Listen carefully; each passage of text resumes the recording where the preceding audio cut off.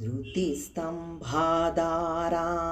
దృఢగుణనిబద్ధాం సగమనాం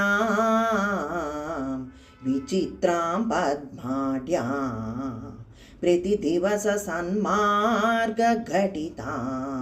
స్మరారే మచ్చేత స్ఫుటపటకుటీం ప్రాప్య విసదాం జయస్వామిన్ శక్త్యా సహ శివగణై సేవిత విభో.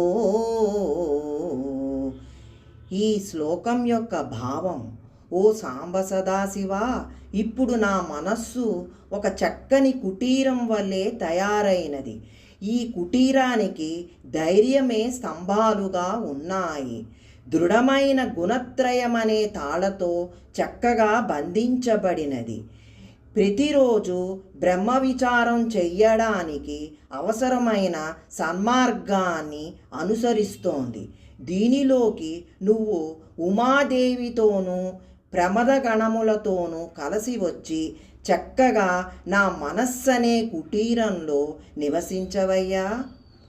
లోకంలో మనం కట్టుకునే నివసించే ఇళ్లలో దేవునికి ఒక గది ఏర్పాటు చేసుకోవాలి. కేవలం అది మాత్రమే కాదు, దీనితో పాటు దానికన్నా ముఖ్యమైన మన మనస్సు అనే భగవంతుడికి నివాసంగా చేసి ఆ నివాసాన్ని ఉత్తమ గుణ సముదాయంతో చక్కగా అలంకరించాలి. ఈ విధంగా చేయగలవానికి లేనిది అంటూ ఉండదు.